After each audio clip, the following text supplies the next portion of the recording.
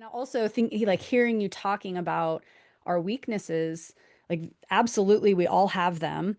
And I've actually started to realize like he equips us with these gifts, but he also leaves us some deficits so that we have to, in order to be as strong as we possibly can, we have to rely on other people and their gifts to Yeah. complement us. And then you start to see how he built the church, right? Like he made us interdependent on each other. And so figuring out, maybe that's a third piece, is like, how can I incorporate somebody else's journey and strengths into my areas of weakness to continue fulfilling and enriching that idea of what my purpose is that he is ultimately calling me to.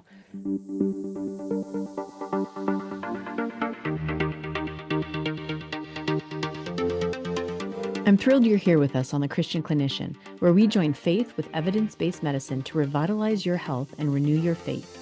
Get ready for real and informative conversations with wellness experts and Christian scholars alike to gain a deeper understanding of our faith, explore our God given purpose, and discover how the strength of our relationship with God can impact our health here on earth. Welcome to another episode of The Christian Clinician. I'm your host, Dr. Tanya Paynter, and today I'm excited to have Lindsay Spivey here with me.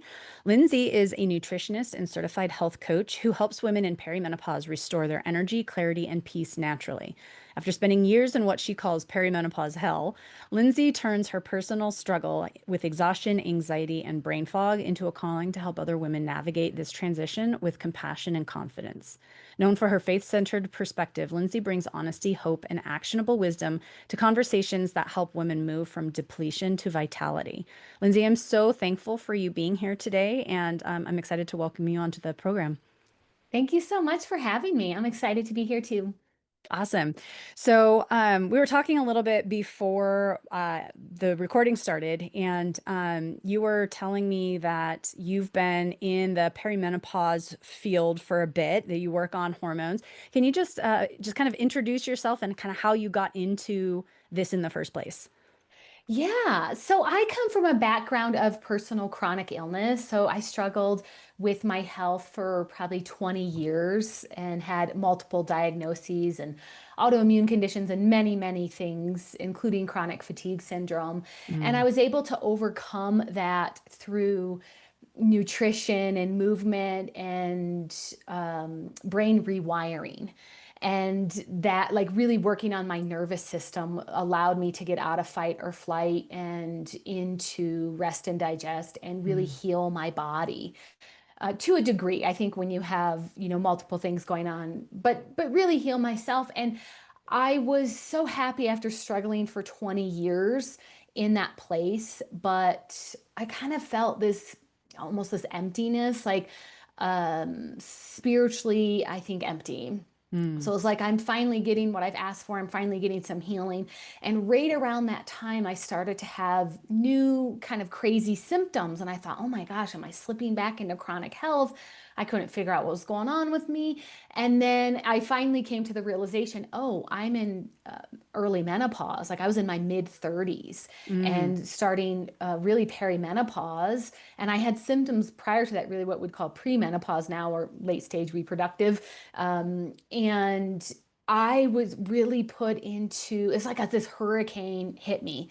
It really mm, was hell for me. And a lot of what people don't talk about is the dark side of menopause, which is something that I suffered heavily, which is depression, anxiety, body aches, just severe fatigue, and this really sense of a loss of myself and who I mm, was, really what's my purpose in life? Why am I going through this level of suffering? Like I suffered most my life from childhood through, my 20s and 30s in severe chronic illness. And now, just when I felt like, oh, I conquered that, I finally figured that out and was able to address like these heavy traumas and, all this terrible stuff that happened to me and relate it to my health, then I was in another, what felt like health crisis. mm, And so it was such a dark period for me in those first couple years.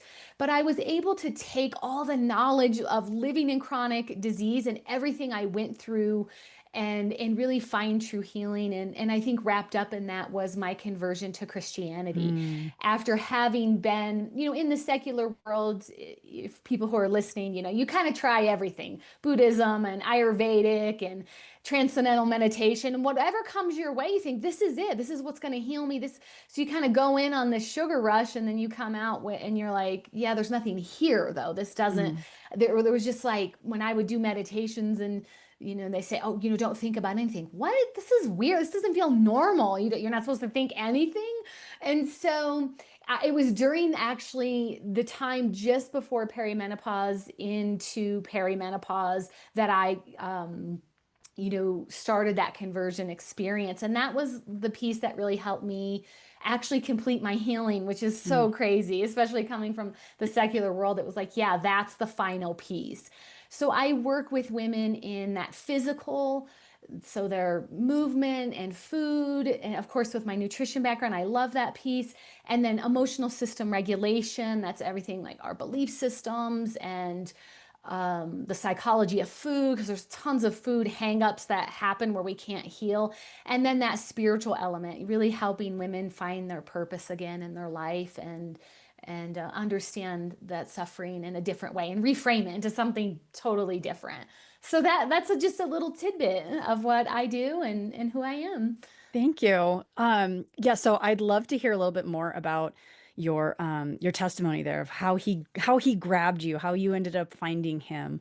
I love how you say like that was the final piece, right? That was also my experience as well. Even though I'd been a Christian my whole life, I was not really like I wasn't walking with him the way that I should have been. And that was like as I entered into my own, health issues and hormonal stuff, it wasn't until I found him that and really started walking with Jesus that my true healing finally started taking place. And now I feel like I have my health back for the first time in decades. So I'd love to hear your personal story on how all that happened. Yeah, that's so beautiful. Beautiful testimonial. Yeah, I'll try to cut it down because conversion stories can sometimes be a little bit long, but I would say that I started to get what I would call a knocking, just this internal kind of something else is there. And I Mm. think luckily because I grew up in the most beautiful area in the world, in the high country, in the In mountains Colorado. in Colorado, like I don't know anyone, and I shouldn't say that. There's tons of people who are atheists but you can't see this level of beauty and not understand that there's a creator. Like I always knew God existed because I mean, no human can. I mean, the mountains are just unbelievable. And so, Agreed. luckily, I did always pray to God at night, but it's different than when you become a Christian. It's a Yep. different type of connection. The And impersonal versus the personal relationship, right? yeah, and also Mhm. feeling at that time that it wasn't okay for me to ask for things for myself. Mhm. I prayed for family members or outcomes, but I didn't have that personal relationship, didn't know who God was, didn't know who Jesus was at all. Like had Mhm. no idea what that concept was. But I think at that time I prayed for clarity on Mm. what to do with it. So I was kind of like looking up church times and Okay, can I pause you for a yeah. second? I don't want to interrupt your story, but I think that is so beautiful that it's worth bringing attention to is that you were seeking, right? You didn't know what was going on. You just knew that there was someone, capital O, out there, and you had an open heart and you just asked for him to reveal himself to you. And I think that's so like I think that's really understated in how God comes to those who are open and want to know who he is. All they have to do is ask with an open heart. Like that's it. And he will be so faithful in answering that. Yeah, that's a great point. And I think also too, it just reminds me of that thing that like my close girlfriends would always say when they would, when you ask your friends, how do you see me or how would you describe me? I was always described as a seeker, just Mm, whether that was knowledge and science or whatever. I'm just always kind of seeking like particularly in my life, suffering a lot of depression when I was younger. Like, what is this about? none of this makes sense. I never felt like I had a place on earth like this. I Mm, always felt like I didn't belong here. And mm, so I think, yeah, you're probably right. God answered that kind of message. And so it wasn't too long after that that my uncle passed away from stage 4 cancer. mm, Um, and my aunt had a service for him at church. And, listening to the homily and whatever happened, there was something that shifted in me. mm, So it kind of really progressed from there. I did this 40 days of what I call my Jesus research. So mm, I really researched biblical archaeology, the mhm, origins of life, and I was like, oh wow, there's so much depth and breadth to this. And so I had my first true encounter with Jesus during adoration and my next one in confession. And then mm, I came fully into the church after that. And so it's been kind of this place of feeding on so much. Like when you first become a Christian, you're in it. You're just mm. any piece that you can get. Just So soaking it up. Yep. just soaking it all up. And then I guess in relation to my health, this is a time that I was able to deeply forgive Mm, myself and the traumas and the things that happened to me, and forgive those people and ask God to allow me to forgive and ask mm, for his forgiveness. And I think that's the deeper piece of how I was able to really truly heal, is in that place of forgiveness, which I mm. could not have done without Christ. Yeah. Yeah, Yeah. and I think that's so important to remember, like asking somebody to forgive a terrible trauma or wrong that was committed against us, especially as an innocent child, and then you grow up with that, and it's like I think it's beyond the human ability to do Yeah. without Christ, right? Like we try our best and we try our hardest, but our best is never good enough to fully be able to let that go. And it's only with God that we can actually find true forgiveness where we really can move past it. And that without the Holy Spirit, I think is an impossibility in humanity. Oh, totally. And I had been through a lot of therapy, Hmm. and I thought to myself, "Oh my gosh, I could have saved myself thousands of dollars if I came into the church," because it really was this place where it's like I was healed, I was touched, I was spoken to, and it gave me the ability to forgive in a way that isn't possible Yeah. outside of the supernatural. There's Yeah. no way. There's no way Yeah. humans can do it on their own. Yeah, and I mean, and you said that you've done a ton of work, so it's not for lack of trying. Like you truly wanted to forgive and move past and heal, and it just wasn't possible. Yeah. We're such creatures of justice, right? Like we're so very f self-focused, and we want justice, and we want justice for things that have happened to us and for things that we see out in the world. And so to let go of that is like you just can't let go of that sense of justice until you give that to God, knowing that ultimately like he is the true judge, the one who has the right to give the punishments or the justice or whatever you want to call it. What's the word I'm looking for? No, I totally agree with that. I think ultimate justice through God is so sweet, because I think to myself, when bad things happen, or certain events take place, no one gets away with anything. There's ultimate justice in all of our actions, and there's something truly peaceful about that. Like I don't Yeah. have to hang on to it.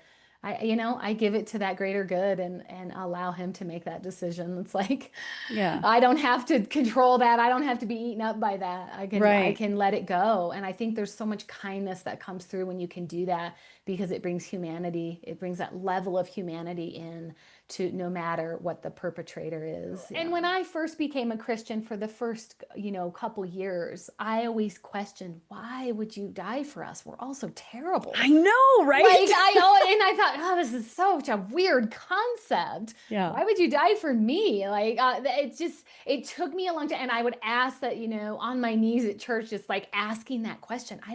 Thank you. I don't understand. Yeah. And it's really taken me a long time to understand why his suffering, like what that meant. I never Mm, got, why do you have to suffer and die? Like it took me, like that question of suffering was such a hard thing for me to answer. And it wasn't something I really could read about, even though I read a lot about it. Right. Mm-hmm. It really became more of a lived experience. Like, Yes. oh, now I get it. No matter Yes. what I heard and what books I read and what theology, I just couldn't wrap my mind around it. But again, another gift he gave me was to be able to understand that and my own suffering in that, what that really means. Because so many women suffer, so many men and women suffer. And I think understanding that to the degree that we can in this life is Yeah. really important. Yeah, I agree. Like that's where the relationship with Jesus really reveals his depth. Like I don't think we can fully comprehend. Like I don't think our physical bodies are capable of loving to the depth that Jesus does. And it's No. not until you have that relationship with him that you start to get a glimpse of what that actually means once we're going to be outside, this side of the veil. We'll be on the other side and we Yeah. will actually be able to experience it. I don't think we can physically experience that type of love. And so until you begin experiencing it from him to you, I don't think you Yeah. can really comprehend that why. And, I'm Yeah. not worthy or I don't deserve this. No, we're not worthy. We don't deserve it. And Yeah. yet he gives it anyway. And so Yeah. we need to just accept that and know that he'll reveal over time how Yeah. that how to move forward in that. So now that you're a Christian and you're working with women with hormones and hormone imbalances and things like that, like how do you incorporate the faith piece into, understanding the relationship between our spiritual health and our ability to forgive with the Holy Spirit and all of that, and how that plays a role into how you treat hormones? Yeah, I think that's a really good question and maybe not the easiest answer, but Mm, I start with meeting women where they are because I am a Christian, but I am not a Christian coach. And so Christianity informs everything that I do. And I think it also helps women, if I can come in a place of understanding what's your greater purpose. Because in perimenopause, a lot of women have lost their purpose and their why. Like maybe when they were younger, they're raising kids, they're having families, um, they have careers, they have all these goals. But when you get into perimenopause, your life is so much about sacrificial giving, right? You're giving to your family and your kids and your job and whatever it is, but you forget what it is you're here for. mm, What is, and so that's often an inroad for me to seek out that greater purpose and start there. And then to think about how can, at every appointment when I work with women, how can we incorporate all three areas of health? So, yeah, of course, we're talking about nutrition. That's the main reason why people come and see me. But then I'll say, well, what emotions come up when you think about making that change? And then going, once we kind of get through that, going to that next level, how can we bring a spiritual element in that's really practical, like connecting with nature. So I love this for women who aren't religious or spiritual yet, because connecting with the created, there's something greater there that's unspoken, right? So getting out in that created world, connecting with what brings you joy. So not happiness, right? Happiness is happenstance. That's just situational. But mhm, joy actually comes from within and really comes from God. And most women can't answer what brings you joy. I don't know. I haven't thought about that. I've never mm. thought about that. I don't know. That's a So great question. yeah, and so really having women journal that and start journaling, starting a gratitude practice about what we're grateful for, because I think ultimately that leads to God as well. Mm, And living in, because I think sometimes we forget to thank God in all the amazing things we have. Like life isn't really possible without Him. And so you thinking about gratitude practices, how do we build resilience? And I mm, think bringing God into that conversation feels important, because I know for me, when I really struggle, whether it's health or, I'm having emotional struggles or whatever it is, I'm not alone. I have someone to go to. I have someone to mm. speak to about that, and that's Yeah. that's Christ. And I have that support system to know that I can lay my worries out and say, Jesus, I trust in you. Whatever this is going to be, I trust that there's a greater purpose here, and I give myself over to that, which allows me to to calm down, calm my nervous system down and go, Mm. I'm safe. Whatever's happening, I'm safe. I don't understand. And Mm. I know, like, I can't understand every situation. I think that's something women really want to do. We want, Yeah. we're perfectionists. We want to have a plan. We have it all written out. And, Contingencies. yeah. And God's sitting up there going, yeah, that was a good idea. No. And so just allowing that space and that anchor, having a spiritual life is just really anchors you into whatever health stuff you're dealing with, whatever emotional crap is coming up, and the bad things that continue to happen, because they're going to happen. And that's not, it's not a guarantee when you become a Christian that it's all going to be like flowers and roses. Unfortunately, sometimes it gets a little bit harder even. Oh, actually, yeah, I was going to say we're actually guaranteed the opposite. We're Yeah. guaranteed we will be persecuted and we will Yeah, have trials. So, exactly. yeah. Don't want to bring Um, that rate up right away. right. Yeah, yeah. Let's not talk Yeah, about that part. you already feel terrible, and no. Well, and I think your testimony is like a perfect testimony for what you do and what you've been called into, right? Because you struggled with it and you struggled with it for decades before you finally found that last piece, which was that peace in Christ. Yeah, And looking back, like a lot of times it's so hard to see why. And I don't think we always get the why. Like we don't always understand why things happen, especially the bad things that we have to go through. But in a lot of cases, like you look back on your life and you're like, oh, like the fact that I had to go through all that and then learn, and now I have that personal testimony and I can help hundreds of women with their diet and their hormones and all of that. And they know that I can understand where they're coming from and I can serve them that much better. And now suddenly all of those years of suffering starts to make more sense in God's ultimate purpose and calling for you. yeah, that's beautifully stated. And I always have to remind myself when I feel that I'm in that struggle that there's Hmm. something beautiful in that. And even going through perimenopause, when you first start in that, you feel that you're losing your youth, you're losing a piece of yourself, and you're changing, and you don't want to change. You don't want to go through this. And Mm. for a lot of women, they're not even warned that they are going to go through it. It's like, oh, you go through menopause, then your period stops, and that's like one day of your life. Yeah. No, No. for most women, no. So what kind of practical, so you mentioned a couple of them earlier. So you said, if you can like ask the question of what brings you joy. And I think that's a great question to start with. Like what actually brings you joy, not happiness, but Yeah. that deep sense of purpose and just peace that comes with it when you're engaged. And number two, the gratitude journal, which I think is so important. Like Philippians 4 is one of my favorite chapters in the entire Bible about just focusing on what is good and lovely and pure and thinking about all the ways that God has blessed us amidst the pain and the sorrow and the suffering and Yeah. the health conditions. Do you have any other suggestions that are practical things that women can do to start working on building that relationship as it will positively affect any of the health issues that they're struggling with? Yeah, I mean, I would say one thing that has been really helpful in my work is um, humility. So Mm. I think this is often misunderstood, but humility is really just knowing thyself, knowing what our strengths and what our weaknesses are.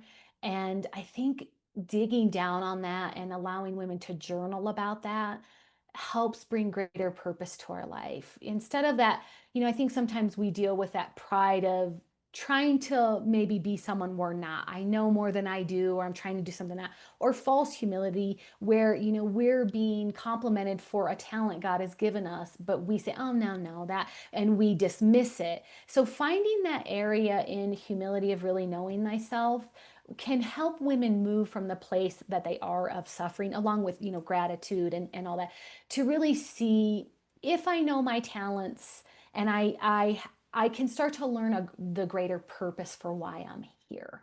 Hmm. And I think, when I say for women to seek out their greater purpose, that really means connection with God, because it's Mm. really what God is calling us for. Like, if you have a heartbeat, then you have a purpose. There's a reason why God has you on this planet. That is Hmm. something I have deeply struggled with throughout my life, particularly through suffering. And I think when women are suffering, they do really wonder. But having that humility to know what are our strengths and really also working with what are our weaknesses. I think it's important to really know that, because we can grow in that space and we Mm. can learn to accept, like, yeah, that's something that I deal with, but I can turn it into something beautiful if I relate it to my greater purpose in life and what God is calling me to. So I think journaling about that and getting really clear on that and asking for help in that space, because Mm. I think it's really hard to see ourselves. And I think Yeah. was it Aristotle that said, know thyself. It's such an important thing to really know thyself. So Hmm. that would be one practical tip to start there. And that's a big one. Yeah. It's a big one. That is deep. It's deep, but when you're working, like if I work with women for, 12 weeks, 3 to 6 months usually, there's time in that space to start to flesh that out, to Hmm. start to really see. And I think for women to know that when they go through this transition in their life, and that this is a transition, it's not a loss, and we don't have to mourn this time. We're actually transitioning into something, I think, greater and more beautiful. And what do we want that to really look like? What are we going to bring to that? And so reframing our situation from, the miserable things that maybe we're going through, and reframing into, like, I get to decide, what career do I want to do? What does my future look like? What is joy in my life? I get to choose if I focus on things that are amazing and, gratitude, or being in misery. Because the Hmm. more we focus on that, the more we get of that, the Hmm. more our world starts to close in. And if we can add then that greater purpose and that humility in there, it's kind of shifting women. You add diet and exercise and emotional system regulation, all of a sudden there's this transformation at the end where you can really see, holy cow, I get to decide what's happening with me, instead of being ruled by our emotions and our physical bodies. I love the idea of like taking what you've written down as what brings you joy, and then taking the strengths that God has blessed you with and figuring out how they fit together, right? Yeah. Because he's going to call us to those things that bring us joy, and he has already equipped us with strengths that will allow us to pursue that. And so that might be a helpful way for people to think about, like, how does this come together? In what way can I utilize my gifts that bring me joy? Yeah. And I also think, like, hearing you talking about our weaknesses, like, absolutely, we all have them. And I've started to learn for myself because, like, I didn't need help. I don't need help. I can do everything myself. It's fine. I might not do something as good as somebody else might, but it's fine. And I've actually started to realize, like, he equips us with these gifts, but he also leaves us some deficits, so that we have to, in order to be as strong as we possibly can, we have to rely on other people and their gifts to Yeah. complement us. And then you start to see how he built the church, right? Like, he made us interdependent on each other. And so figuring out, maybe that's a third piece, is like, how can I incorporate somebody else's journey and strengths into my areas of weakness to continue fulfilling and enriching that idea of what my purpose is that he is ultimately calling me to. Yeah, I absolutely love that. Hmm. Allowing women to grow their community, and just like what you said, living in community with people can reduce that isolation, Hmm. depression, and anxiety. It's actually proven by science that Yep. if we're able to be in community, and like what you said, have humility enough to say, like, I'm able to say now in my life, you know what, that's not my area of expertise, but I know someone who's really great at that, Yep. as opposed to having to say, I know, no, I don't know all the answers. I'm any far from it. I know enough that I can help people and I can move them in this direction. But I think that's what's so beautiful about having, like, a community like this, where we're Mm. meeting each other and we get to know each other. And then, you get someone who comes to you, you go, oh my gosh, I know someone who would be awesome for you. Yep. I'm not your person, and that's okay. So I love that you brought that up. Yeah, God definitely has, greater foresight than we do in that way. Sure does. If we can have enough Absolutely. humility. Yeah, right. That's just the thing, Yeah. though. We have to, like, recognize it in order to be able to step into that. Yeah. So now I'm trying to work on owning my weaknesses. Like, all right, it's not an excuse because I can still continue to work on them and try to be better at it. Yes. However, this person does a much better job than me. So let's see how they can kind of get involved there. But Yeah. so Lindsay, will you just share where people can get a hold of you or learn more about what you do? Yeah, so on my website at menopausewithlindsay.com is a great place to go. Women who are in the menopause journey but not sure exactly where can take a quiz there to find out where in the journey that they are between pre and post menopause. So sometimes that clears up some confusion. You can find me on Instagram at Menopause with Lindsay. And then my podcast, Reclaim the Pause. So those would be some places. I also want to offer your audience a free gift. I offer a download for women in the 3 areas I work in physical, mental, and spiritual work. So if they want to go kind of check out what that looks like, that resource is there for them. Fantastic. And all of those will be linked in the show notes. So if you are interested, then you can go there and find all of that. So Lindsay, thank you so much for taking your time. And this was fantastic. Like, I just love kind of diving deep into the ways that God is faithful and showing up when we just pursue him. Yeah, thank you so much. It was wonderful.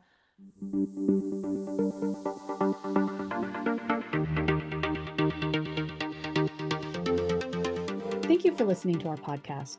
Please subscribe for more topics like this, where we focus on bringing our faith and health together for a whole you. If you have questions around your health or your faith, including doubts and struggles with what you've been taught about God, we'd love to have you send us an email at support@psalmmedical.com.